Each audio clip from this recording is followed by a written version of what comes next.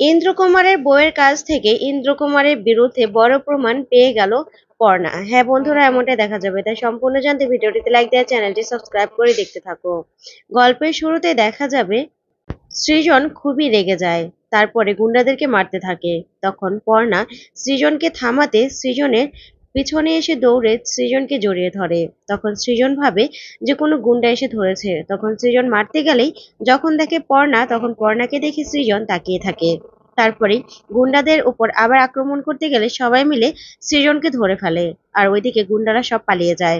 তখন সৃজনকে বাড়িতে এসে ভিতরে এনে বসিয়ে পর্ণা বলতে থাকে, দাদা তোমরা ধরো ওকে, আমি আসছি। এই বলে পর্ণা ভিতরে চলে যায়। তখন পিকলু বলতে থাকে, দিদি আবার কোথায় গেল? তারপরে দেখা যাবে পর্ণা একটা কলস ভরে জল নিয়ে আসে, তারপরে সৃজনের মাথায় জল ঢালতে থাকে। এই কাণ্ড দেখে সবাই অবাক হয়ে তাকিয়ে থাকে। ওইদিকে সৃজনের মাথাটাও জল ঢালার কারণে ঠান্ডা হয়ে যায়। তারপরে দেখা যাবে পর্ণা বলতে থাকে যে, যাক আপনার মাথাটা তো ঠান্ডা হলো। তারপরেই কৃষ্ণা বলতে থাকে, যাক বাবু, এবার তোর মাথাটা একটু ঠান্ডা হয়েছে তো, এবার একটু চুপ কর বাবা, একটু চুপ কর। তখন সৃজন বলতে থাকে, না ওদেরকে আমি মেরেই ফেলবো। তখন সবাই বলতে থাকে, আচ্ছা গুন্ডারা তো এখন চলে গেছে। তখনই পাড়ার প্রতিবেশীরা বলতে থাকে, শোনো কৃষ্ণা, আমরা না এই বাড়ির মেয়ে বর্ষাকে আমরা চিনি, আর আগের বার তো পর্ণা আমাদেরকে চোখে আঙুল দিয়ে সবটা বুঝিয়ে দিয়েছিল, তাই আমরা তোমাদের পাশে দাঁড়ানোর জন্য এসেছিলাম। কিন্তু তোমাদের আর বলবো কি করে, তখনই তো ওই গুন্ডাগুলো এখানে চলে এসেছিল, তাই কিছু বলতে পারিনি। তখন পর্ণা হাত জোড় করে বলতে থাকে, আমার ভুল হয়ে গেছে কাকিমা, আমি বুঝতে পারিনি, আপনাদেরকে সত্যি অনেক ধন্যবাদ। তখন পাড়ার সবাই ওখান থেকে চলে যায়। তারপরে পর্ণা বলে ওঠে, আচ্ছা সবাই তো এখানে আছে, কিন্তু বর্ষা, বর্ষা কোথায়? তখন সৃজন বলতে থাকে, ঠিকই তো, বর্ষা, বর্ষা কোথায়? তখন পিকলু বলে, মনে হচ্ছে ও রুমে গিয়ে বসে আছে, অনেক ধকল গেছে তো, আমি গিয়ে দেখছি। তখন কৃষ্ণা বলে, না না তোমার যেতে হবে না, আমি যাচ্ছি। এই বলে কৃষ্ণা উপরে চলে যায়। ওইদিকে দেখা যাবে ঈশা ফোন করে ইন্দ্রকুমারের সাথে কথা বলতে থাকে। তখন ইন্দ্রকুমার ঈশাকে বলতে থাকে, গুন্ডাগুলো বর্ষাকে কিছুই করতে পারেনি, ওরা মার খেয়ে ফেরত এসেছে।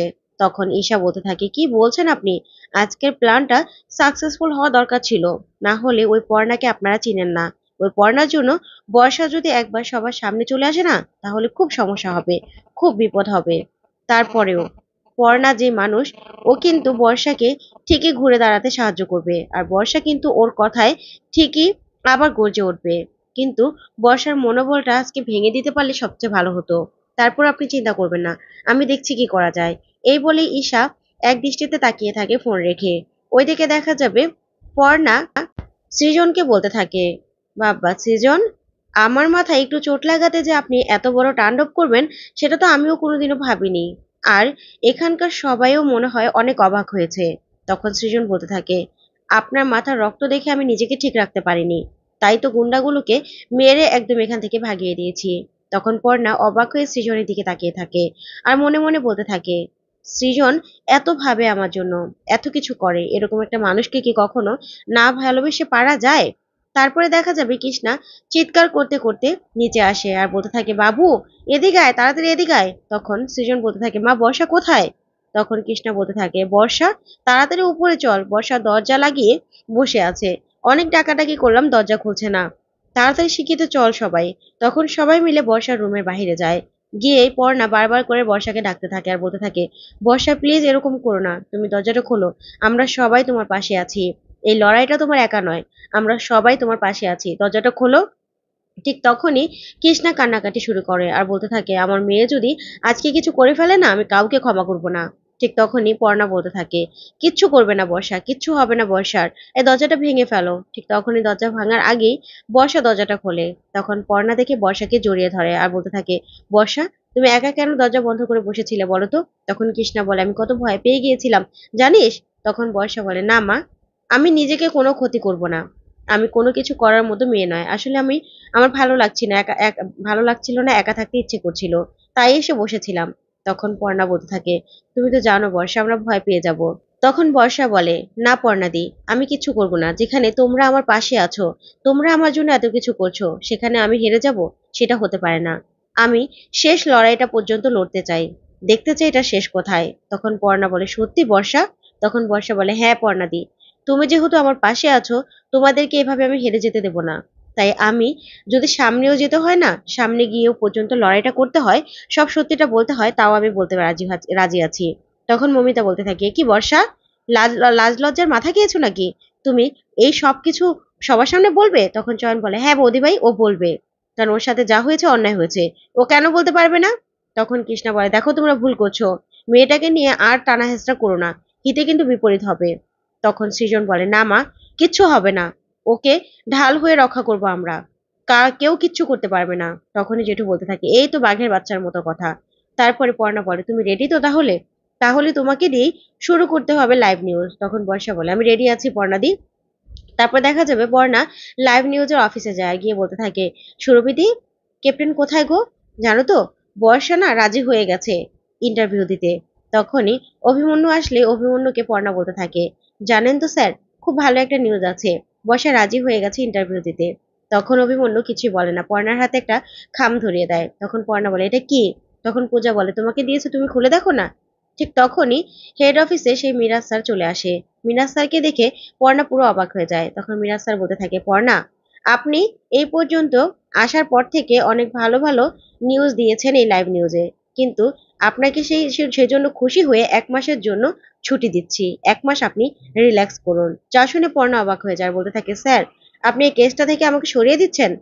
তখন মিরাজ স্যার কিছু বলে না। তখন পর্ণা বলে, স্যার, বুবাইয়ের কেসটার সময়ও কিন্তু আমি এটাই বলেছিলাম যে আমি প্রমাণ করতে পারবো, তাই আমাকে প্লিজ কেসটা থেকে সরিয়ে দেবেন না।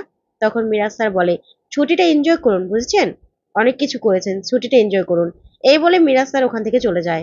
তখন পর্ণাকে সুরভি বলতে থাকে, পর্ণা, আমাদেরও কিছু করার ছিল না, বিশ্বাস করো, ক্যাপ্টেন অনেক আটকানোর চেষ্টা করেছিল, কিন্তু কিছুই করা গেল না। আমি বেরোচ্ছি, তুমি বেরিয়ে যাও, যাও ছুটিটাকে কাজে লাগাও, আর কি করবে। এই বলে সুরভি চলে গেলেই প্রিয়া বলতে থাকে, এতবার ভালো না, বুঝেছো, এবার একটু রিল্যাক্স করো। এ বলে সুরভি পূজাও চলে যায়। তারপরে পর্ণা বলতে থাকে, তাহলে কি আমাদের এখানেই সবকিছু শেষ হয়ে যাবে? বর্ষাকে আমি আর কোনো ন্যায় বিচার পাইয়ে দিতে পারবো না? এই বলেই পর্ণা ভেঙে পড়লে তখনই অভিমন্যু আসে আর বলতে থাকে, এই নাও এই ফাইলটা। তখন পর্ণা বলে, এটা কি স্যার? তখন অভিমন্যু বলে, এখানে আমি পার্সোনাল ভাবে ইন্দ্রকুমারের ব্যাপারে যতটুকু জেনেছি সবকিছু এখানে আছে, তাই তোমার কাজে লাগবে, আর এই সময়টা না কাজে লাগাও পর্ণা। তখন পর্ণা খুলে দেখে একটা মহিলা ছবি। তখন বলে, এটা কে? তখন অভিমন্যু বলতে থাকে, এটা ইন্দ্রকুমারের এক্স ওয়াইফ, ওদের এখনো ডিভোর্স হয়নি, ওনার কাছ থেকে কিছু জানলে জানতে পারো তুমি। তখন পর্ণা বলে, thank you sir, thank you.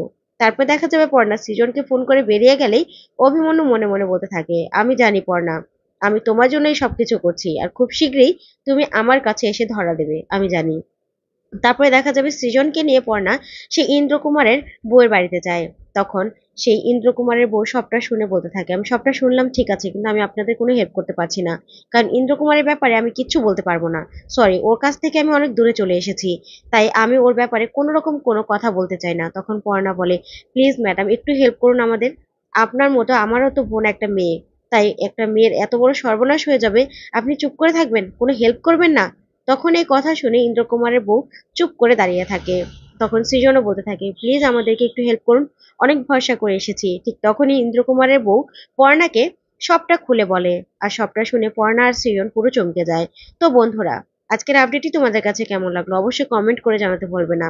ধন্যবাদ।